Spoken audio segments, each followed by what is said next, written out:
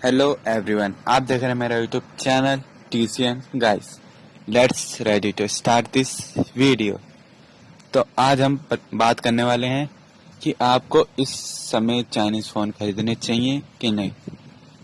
तो आपको मैं सीधा सीधा आंसर देता हूँ, खरीदने चाहिए अभी के लिए।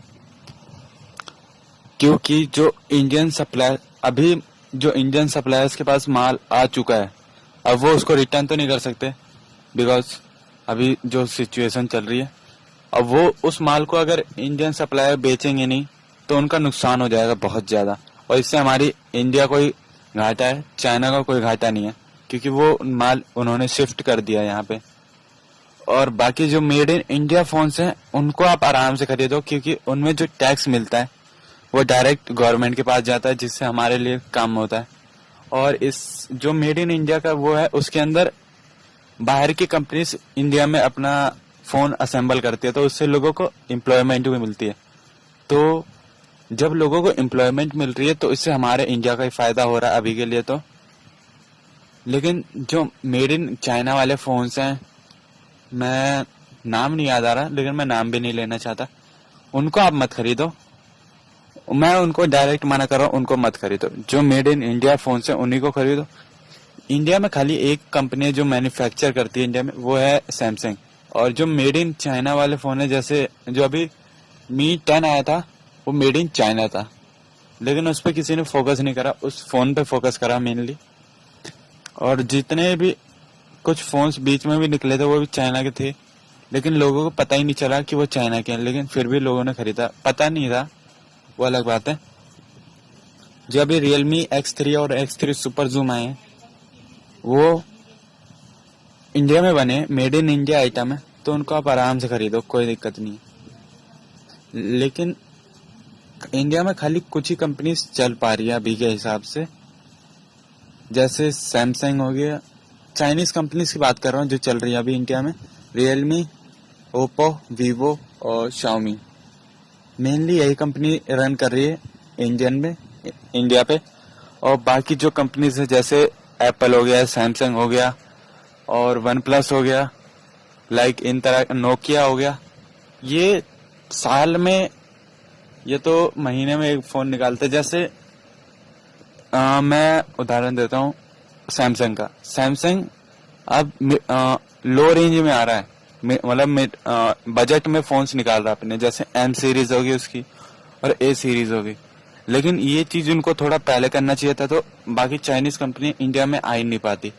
जैसे रियलमी हो गई, रेडमी होगी और शाओमी, ओप्पो, वीवो, इन सब ने अपने बजट फोन्स में इतने अच्छे फीचर्स दे रखे हैं कि लोग उनके पीछे जाते हैं, बिकॉज प्राइस कम है, लोगों के पास पैसे भी कम है, तो इसलिए उनको उन्हीं के ऊपर जाना पड़ता है मेनली। लेकिन अब लोग धीरे धीरे अवेयर हो रहे हैं इन सब चीजों से, तो आपको भी ध्यान रखना पड़ेगा कि हमको कैसे मेड इन इंडिया फोन्स लेने ओनली। और जो इंडियंस कंपनी है उनको भी ग्रो करना चाहिए, लेकिन वो ग्रो नहीं कर पा रही। जो इंडियन कंपनीज हैं, जैसे अब तो कोई कंपनीज इंडिया नहीं बची जो हमको दिखती हो, लेकिन मैं कुछ के नाम लेता हूँ जो 2015 के बीच में बहुत चल रही थी, 2014 के बीच में, 2010 से 14 के बीच में। माइक्रोमैक्स, एसटीसी, लावा, इन सब के आपने नाम सुने होंगे। और एक स्पाइस नाम से कंपनी थी, हाँ मेरे को याद है जहाँ तक। तो उस टाइम पे ये कंपनीज बहुत फल फूल नहीं चल रही थी, अच्छी खासी। और माइक्रोमैक्स तो सबसे ऊपर थी, यहाँ तक कि उसने सैमसंग को भी पार कर दिया था एक टाइम पे। और फिर जब जो माइक्रोमैक्स कंपनी थी वो हमारे साथ एक तरह से फ्रॉड कर रही थी। वो चाइना से फोन लाती थी, या कूल पैड के उन्होंने फोन रीब्रांड करके हमको बेचे थे बहुत सारे। और वो मोस्टली चाइना से फोन लाती थी, उसको उसका नाम चेंज कर देती थी, माइक्रोमैक्स लिख देती थी, वो हमको सेल कर देती थी। यही करते करते उन्होंने इंडिया के मोबाइल उसमें पूरा कंट्रोल कर लिया था। लेकिन जो एप्पल, सैमसंग, वन प्लस, ये इन सब फोन्स ने इंडिया में इतना फोकस नहीं करा, वरना ये उस टाइम पे भी इंडिया में जल्दी ग्रो कर जाती। ये 2015 के बाद से अग्रेसिव हो गई और इन्होंने अपना बजट और हाई रेंज वाले फोन्स को जल्दी जल्दी इंडिया में निकालना शुरू कर दिया। और आईफोन ने भी एक बजट फोन अभी निकाला है, आईफोन SE। और वन प्लस तो अपने बजट रेंज में काम कर ही रहा है, और वन प्लस भी अपना एक बजट फोन निकालने वाला है। तो आगे चल के लगता है चाइनीज, जब तक इंडियन कंपनीज को ग्रो नहीं होगी जब तक चाइना का हाथ रहेगा। तो उसमें आपको टेंशन लेने की बात नहीं है, आपको खाली मेड इन इंडिया फोन से लेने हैं, बाकी कोई दिक्कत की बात नहीं है।